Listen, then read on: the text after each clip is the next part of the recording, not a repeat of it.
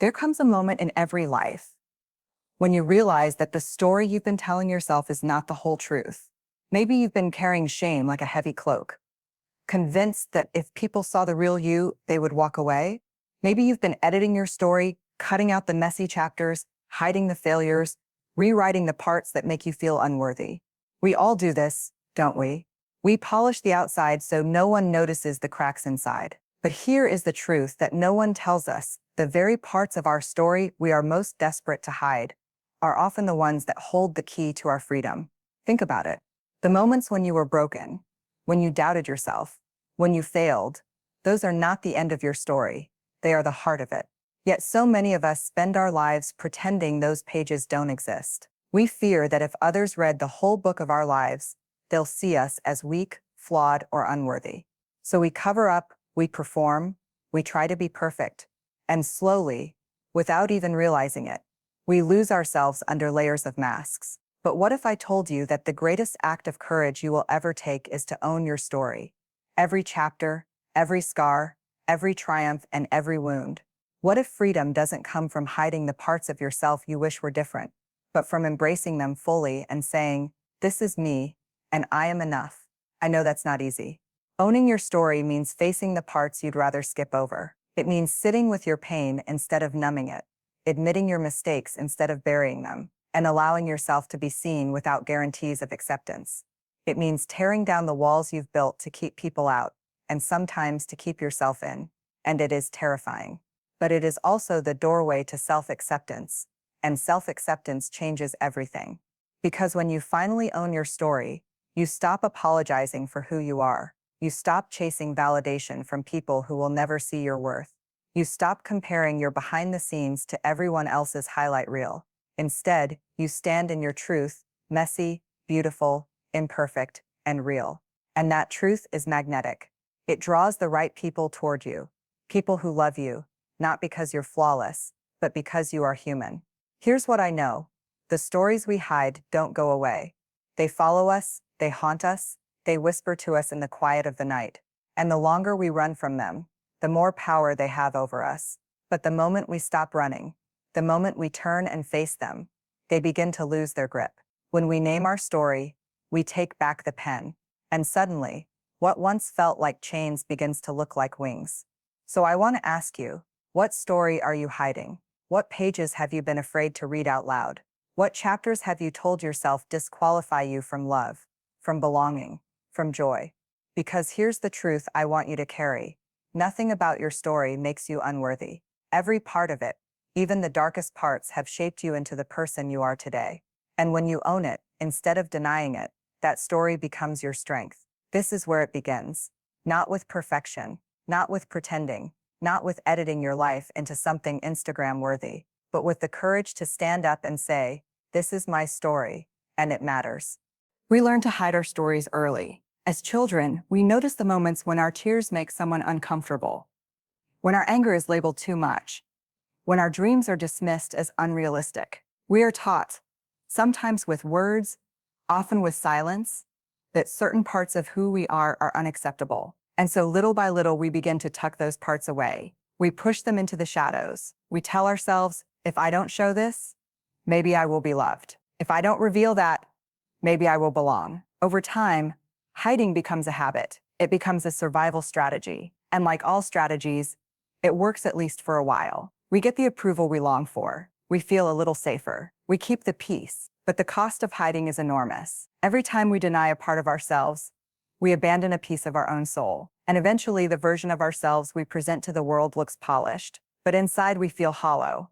Like an actor who has played a role for so long, they no longer know their own face. We hide our failures because we are afraid of being seen as weak. We hide our dreams because we are afraid of being laughed at. We hide our pain because we are afraid of being judged. We hide our joy because we are afraid of standing out. We even hide our love because we are afraid it won't be returned. And slowly we start living half-lives, only showing the fragments we think will be accepted, and burying the rest. The tragedy is that the very things we hide are the things that make us human. Our failures are where we learn resilience. Our pain is where we develop compassion. Our joy is what connects us to one another. Our dreams are what give our lives meaning. And yet those are the very chapters we rip out of our story before anyone else can read them. Why do we do this? Because shame whispers in our ear, you are not enough. You are too broken. You are too much. You don't belong. Shame convinces us that the only way to be loved is to shrink, to edit, to perform. And so we carry masks. We wear them at work, at home,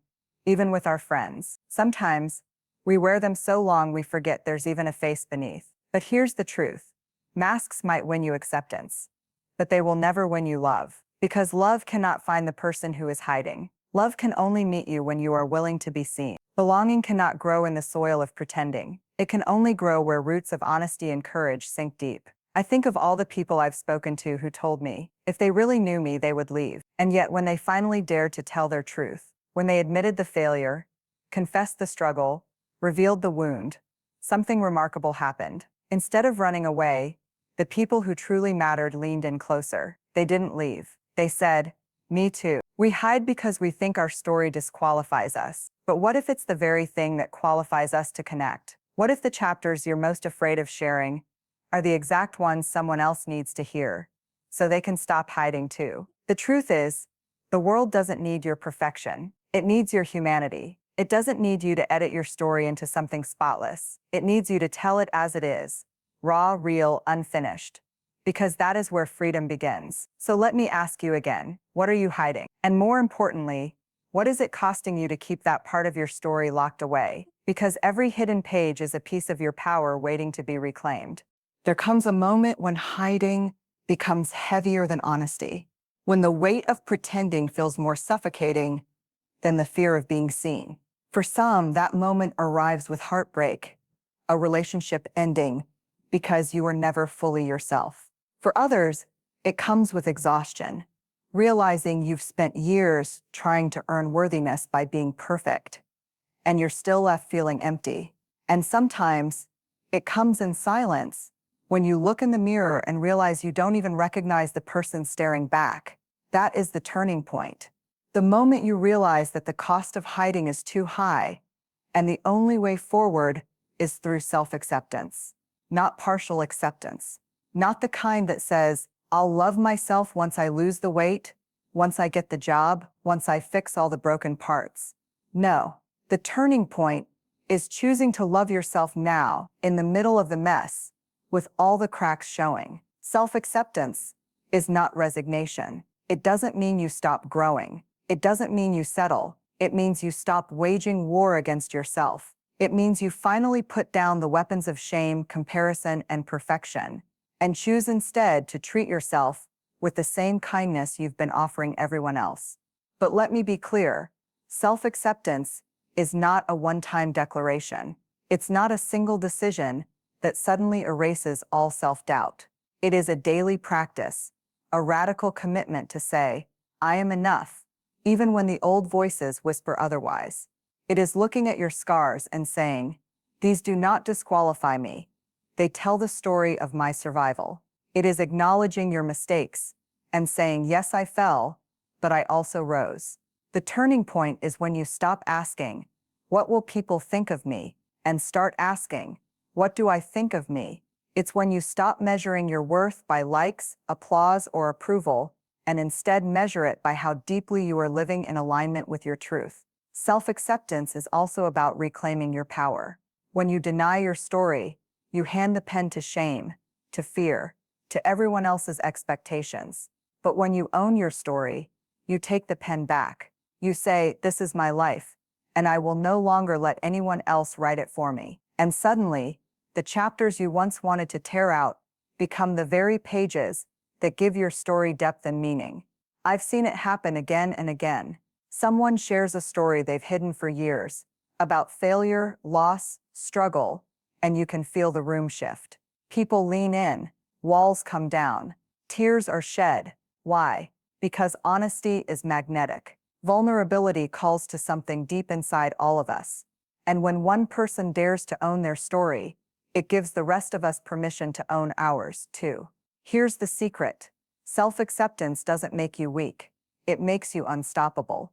Because when you stop hiding, you stop wasting energy on pretending.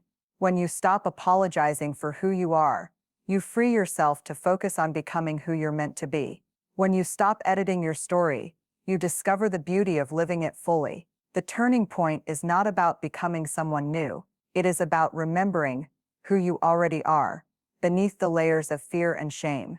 It is about coming home to yourself.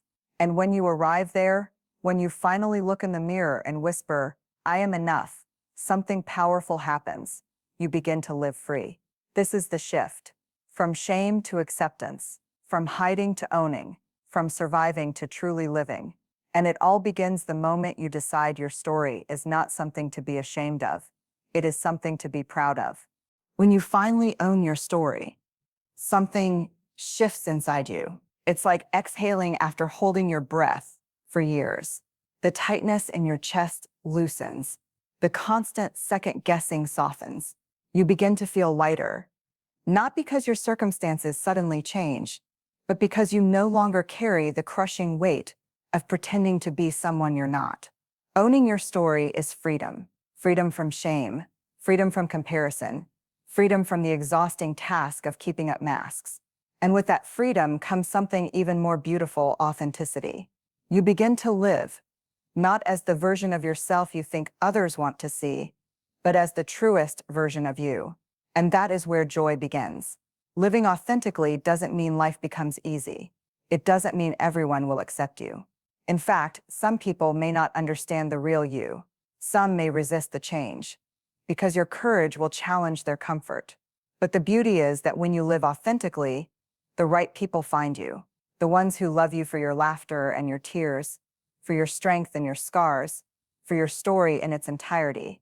You no longer have to perform for love. You no longer have to earn belonging. You simply belong because you are showing up as yourself. And here's the paradox. The parts of your story you once thought would push people away are the very parts that draw them closer. When you admit your struggles, others see themselves in you. When you share your failures, others feel less alone in theirs. When you tell the truth about your scars, others find healing in their own. This is the quiet miracle of authenticity. It transforms not just your life, but the lives of everyone your story touches. Freedom also shows up in the small, everyday moments. It's saying no without drowning in guilt. It's laughing loudly without worrying who might judge. It's crying openly without apologizing. It's pursuing the dream you've tucked away, because now you believe you're worthy of chasing it. Freedom is no longer silencing your truth to keep the peace. It's walking into rooms without armor, without scripts, without fear, and trusting that who you are is already enough. And here is the most powerful part. When you live authentically, you discover that you are resilient. You don't have to avoid rejection, because you know rejection is not a reflection of your worth. It's a redirection toward the places where you truly belong. You don't have to fear failure, because you know failure is not the end of your story. It's a chapter that makes the story richer.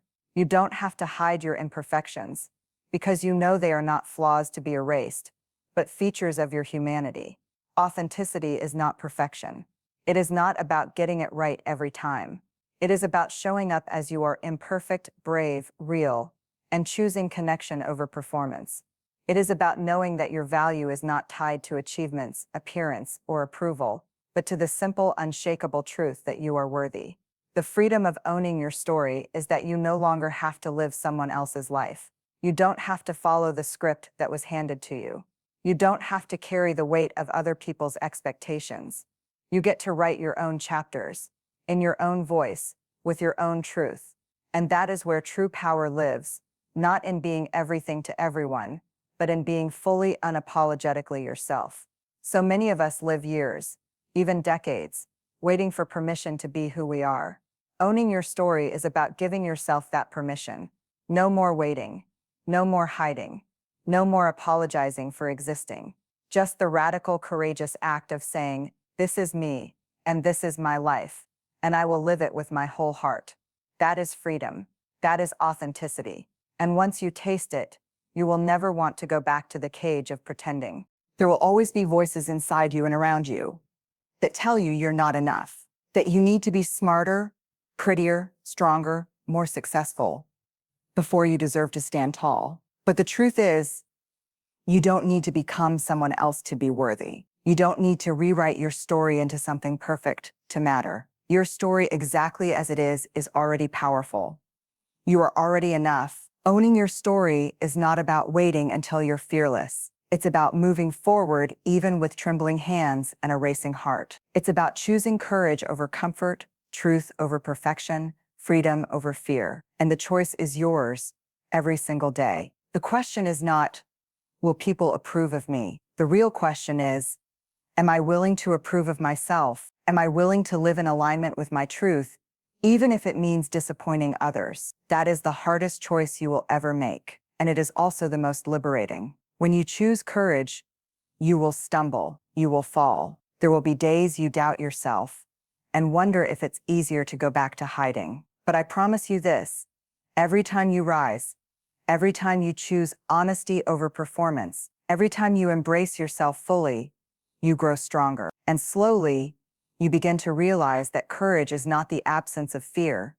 It is the decision that your truth matters more than your fear. So let me ask you, what would your life look like if you stopped hiding? What dreams would you chase if you believed your story was enough? What relationships would deepen if you let people see the real you? What freedom would you taste if you stopped apologizing for existing? The answers are already within you. The only step left is to say yes to yourself, to your story, to the life you were always meant to live. You see, owning your story is not just about healing your past, it is about shaping your future. When you stand in your truth, you become unshakable. You stop living for applause and start living for purpose. You stop striving to fit into someone else's box and start building a life that feels like yours. And that shift doesn't just change you, it changes everyone who crosses your path. Because when one person chooses to live authentically, it gives others permission to do the same. Your courage becomes contagious. Your story becomes light for someone still stuck in the dark. So here is my challenge for you tonight.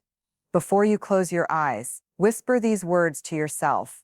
I own my story. Not the polished version, not the edited highlights, the whole story. The messy, beautiful, complicated, unfinished story. And tomorrow, live one small act of that ownership. Speak your truth when it trembles. Show your scars without shame. Take one step toward the dream you've hidden. Choose you. Because in the end, the greatest gift you can give yourself and the world is not perfection. It is presence. It is the courage to show up as you are and say, this is me. And that is enough. Your story matters. Your voice matters. You matter. And the world is waiting, not for the perfect version of you, but for the real one. Choose courage. Choose freedom. Choose you.